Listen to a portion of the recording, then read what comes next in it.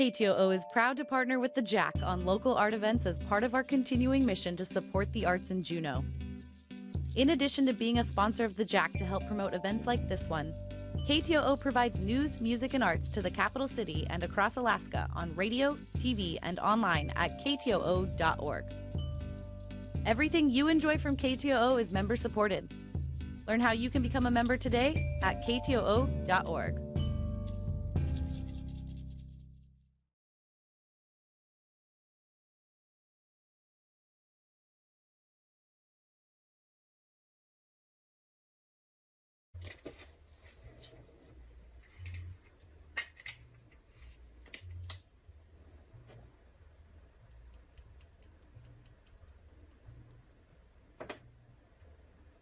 Set them up on the trivets, and we go ahead and torch fire. Hi, my name is Ashley Lohr, and I'm the jewelry designer behind the jewelry brand the Rosie Finn from Petersburg, Alaska.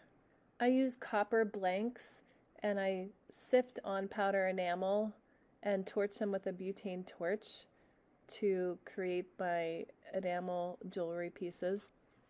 The process involves cleaning, hole punching, sanding, and then sifting on a counter enamel before I get to do the design on the front, the fun stuff. I'm going to take you outside my studio to see some more work.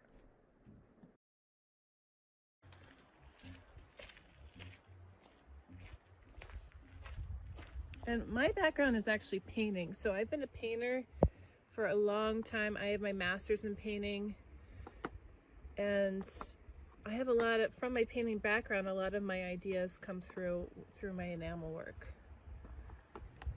This is a decal, so you can kind of see there's a gold decal on there. These are frit. And everything is a nice smooth surface. These are my original designs. None of them are ever the same. They're definitely one of a kind. And there's the back, so that's the counter.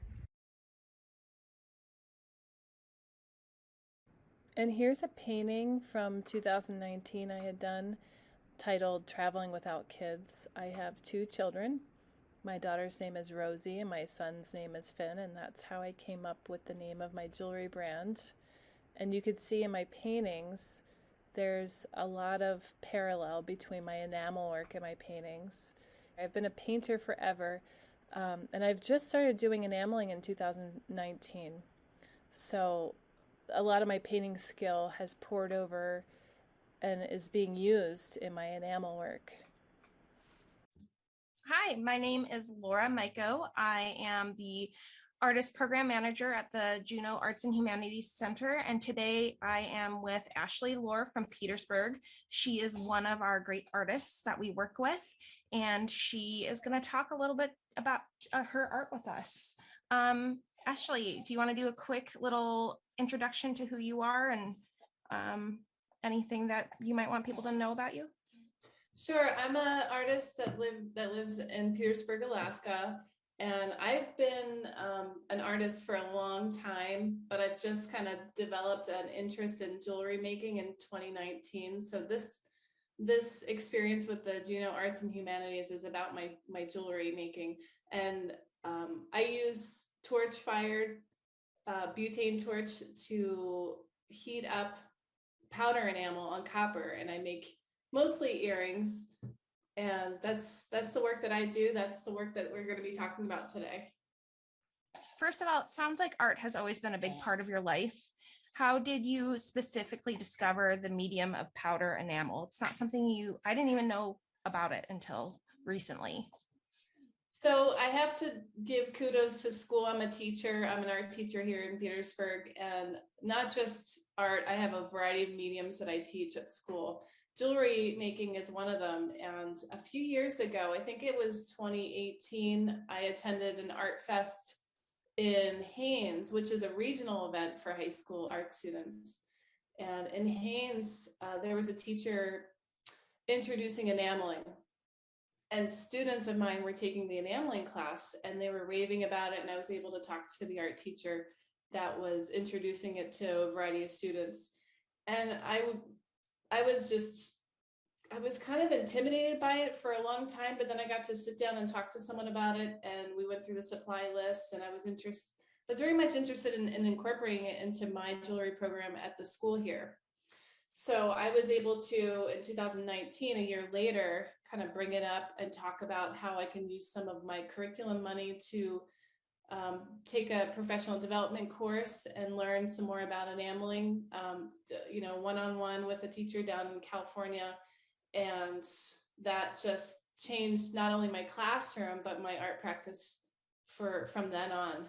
So that's where my interest in the enameling started. And then it kind of went hand in hand with teaching. And then for me as a practicing artist, I started set up my own studio at home, and was able to invest in all the materials and got going in December 2019. I had my own studio set up at home. Since it is kind of a different medium that a lot of people aren't very familiar with, and we got to see a little bit of the process in your video that you showed us, what are some of the successes and struggles that you've experienced working with this medium? What makes it so uniquely different from other mediums that you used in the past? The neat thing about torch fire enameling is it's kind of like an intimate medium where you can manipulate it and you can watch the entire process. Enameling is also a kiln process, so people that use the kiln to heat up the powder enamel don't really get to watch all the transitions that it goes through. So for me, the excitement about the powder enamel is a new medium. I'm using a torch, and the difference between painting and enameling, I can get my ideas out faster, and it's like a smaller scale painting to me. Actually, I really do think about my jewelry as small scale paintings. But yeah, you have your idea, you get it onto the copper blank, and then you heat it up, and then 2 minutes later it's cooled, and you could actually sand it, put it together, and you could be wearing them pretty quickly. So there's a difference in, like, it's a completely different medium where you're using heat. You're torching it to 1500 degrees and watching it melt, and then it cools pretty quickly, and you're able to take it right there and put it together. Versus painting, you gotta let the drying happen, and maybe the layers have to go through between the drying happening. And so it's a pretty neat, quick, hot medium to work with, and it's different than any medium that I've worked with before, for sure.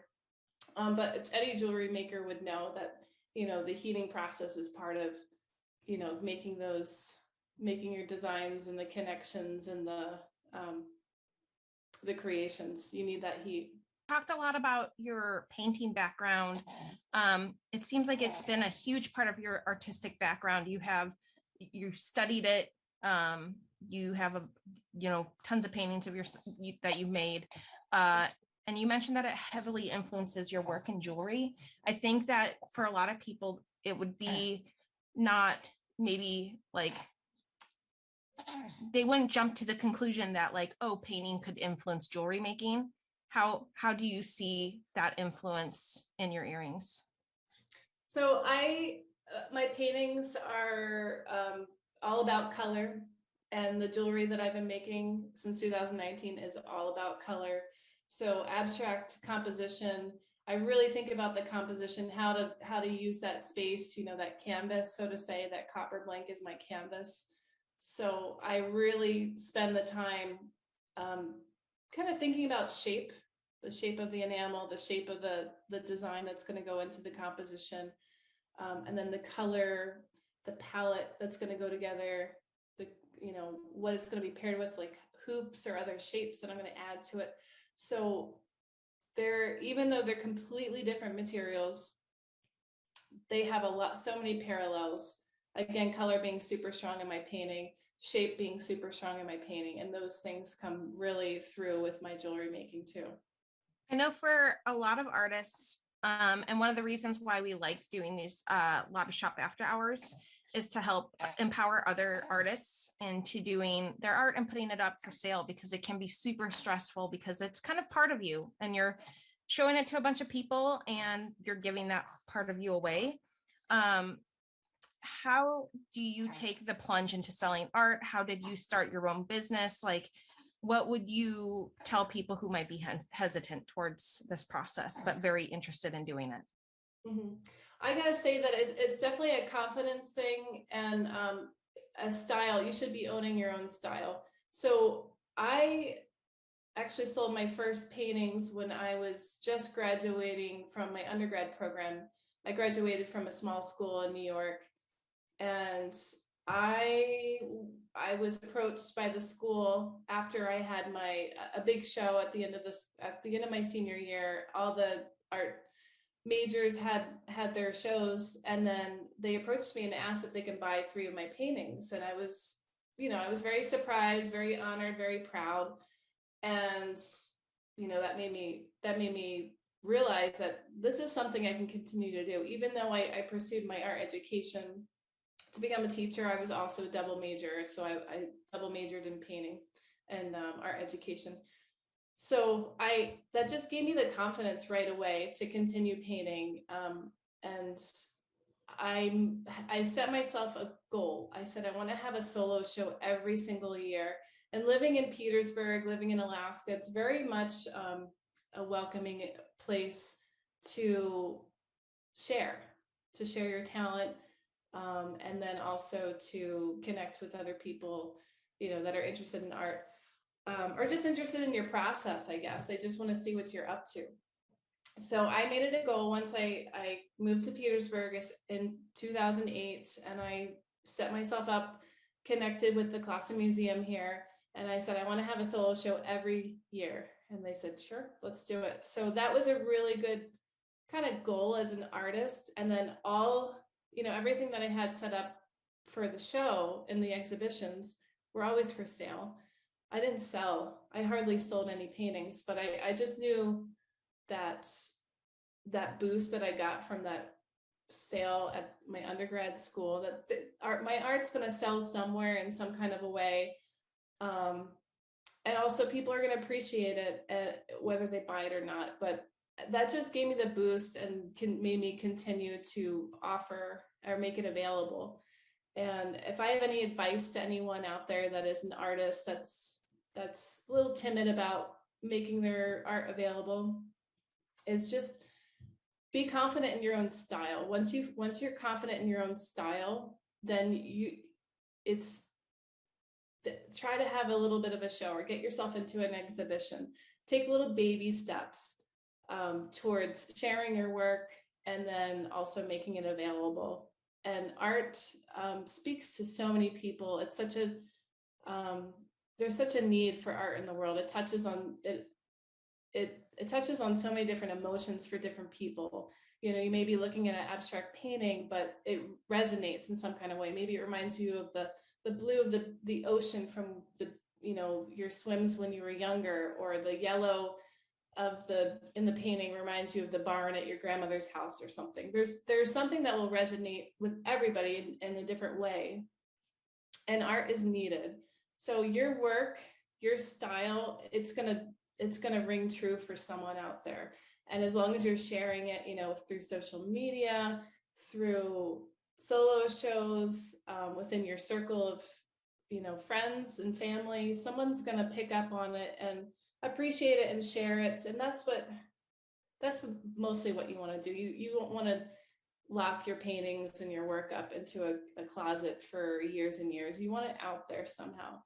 And another thing is, maybe there's community businesses in town that would actually put your work up on their wall, month to month, so the public can see it more. It's a different way to exhibit your work, is just kind of be a featured artist, in the borough building or at the library or in a storefront downtown, a shop of some sort that has a blank space.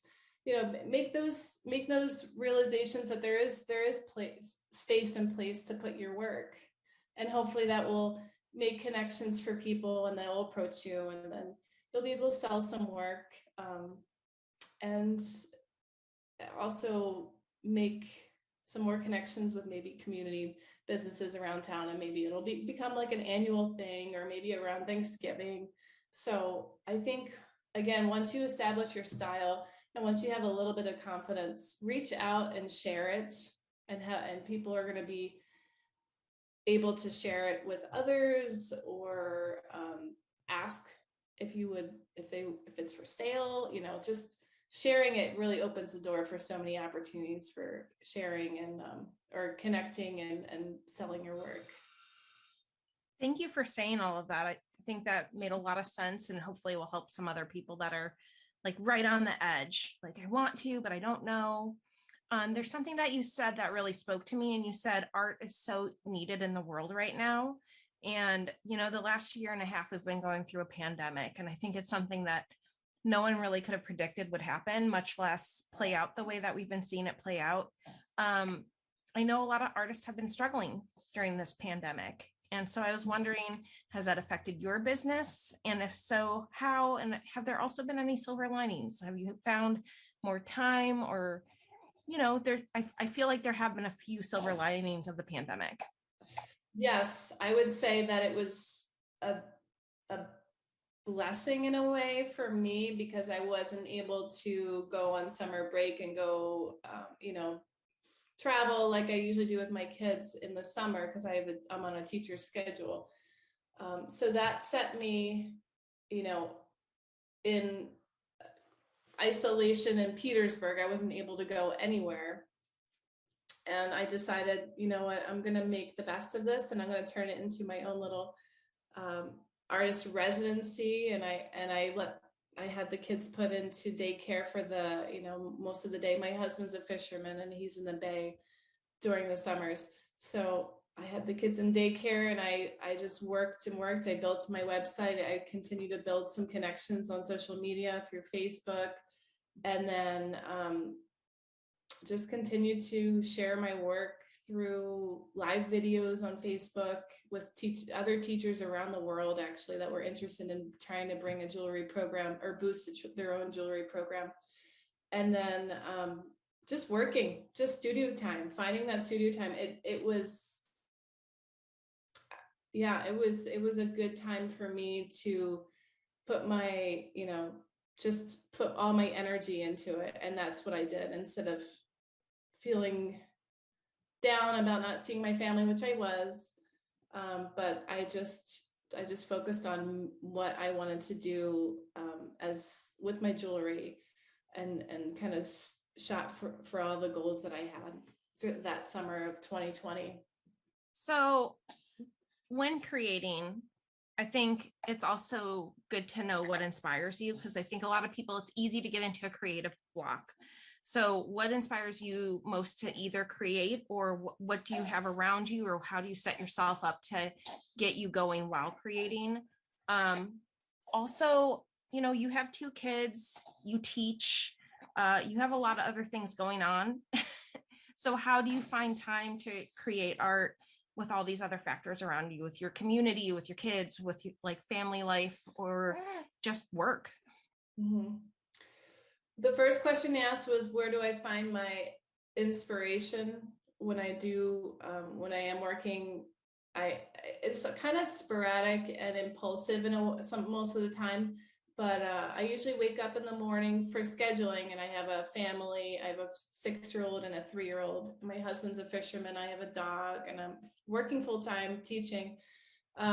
So I realized I'm pretty limited on time, but the time that I do want a daily amount of time to be working on my jewelry. I set that up from the pandemic. I just got in this routine of working on it daily, and I didn't want to lose that. So 5 a.m. my alarm wakes me up. I don't have any small children, so my kids usually sleep till 7. So I'll wake up at 5, and then I'll take the dog for a walk, and that's usually a good kind of, I start to let my ideas start to collect when I'm walking the dog. And I'll remember things that I had thought about the day before, that like, some sort of a shape that caught my eye, or color combination that caught my eye, but not in my studio, outside my studio. And I'll kind of collect my thoughts in my head before I come back in and I feed the dog. And then I head down to my studio, which is right under the house. So I head right down there, and then I start working right away. And I, so many things inspire me. I use some of my tools. I use a rubber tip tool to kind of drag color for nice thin lines. And then I have stencils. I have lots of stencils. But stencils are not limited to things you can just buy. You can pick things up and use anything as a stencil, the edge of a magazine page, or you can cut your own edge, or the tops of seasonings, the little circles. I use those so I can find things, and then suddenly I'm just immediately excited, and I cannot wait to test that new thought or that new tool that I've just found or thought of. And so I feel like the medium itself, you're limited to your tools, to your enamel, to your shape, to the size, but I feel so unlimited in a way. I feel so unlimited with the combinations that I could pull together to make a vast collection of designs. Really anything's possible, just like painting. So that's another thing that I see there's a parallel. Just like painting, you can have anything in mind: abstract, realistic, surrealism, hard edge, anything that comes to mind, you can make it happen with enameling. And it's really that open-ended.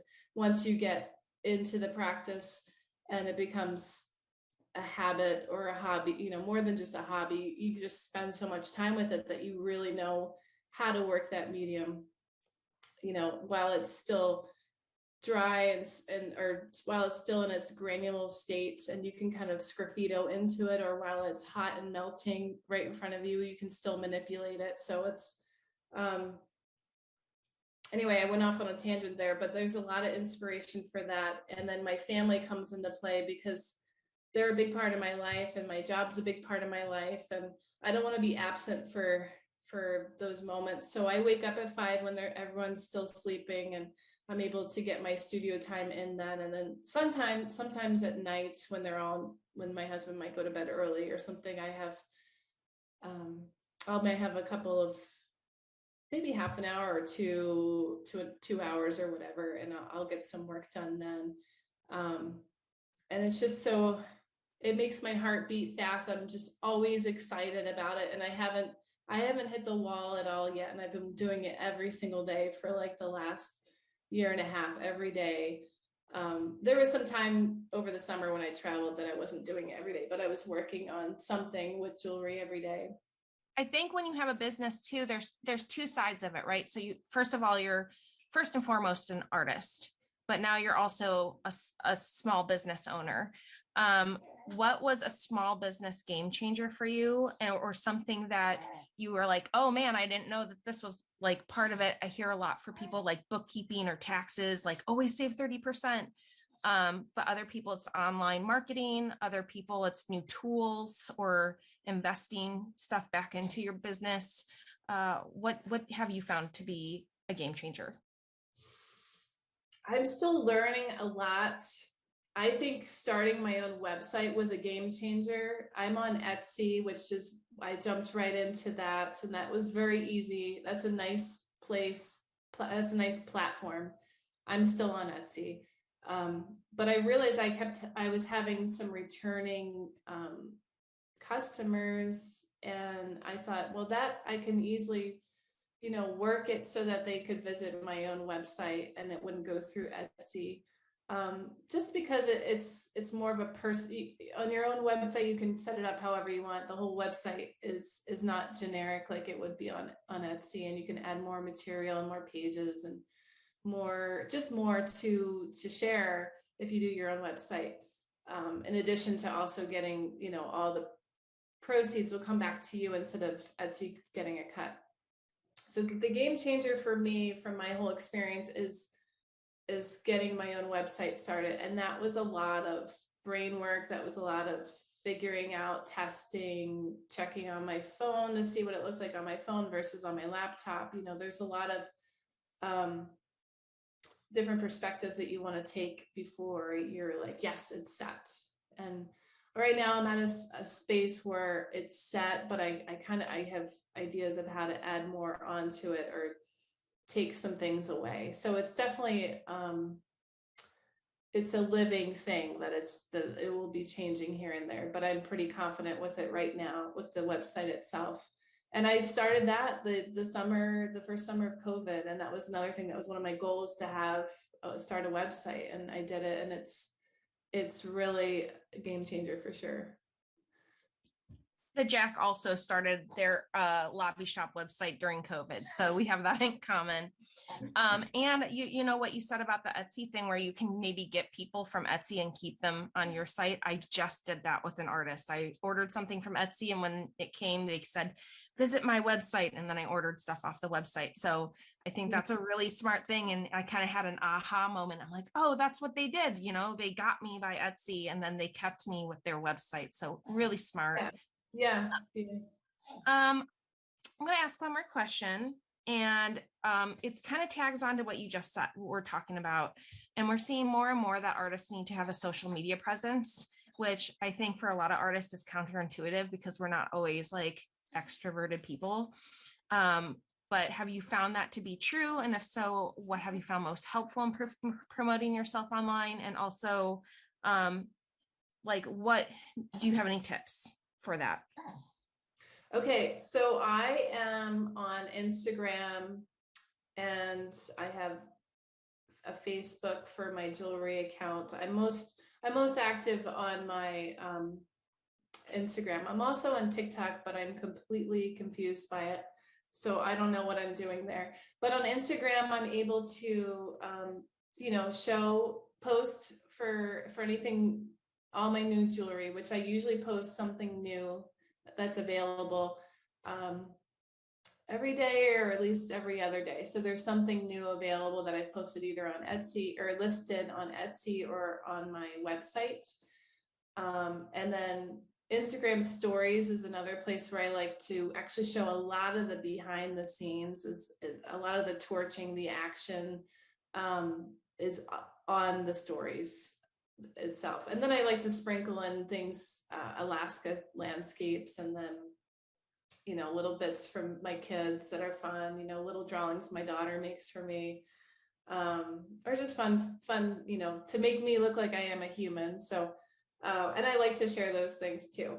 So I was completely anti-social media before COVID, for sure. I was like, no, I'm not interested. And I know it could be a time suck, but it's for my business. I've established that it's making connections with other networking. It's networking, and then business is the way that I've approached it completely. It's separated from like what I would do for my personal Facebook or something, which is what I have.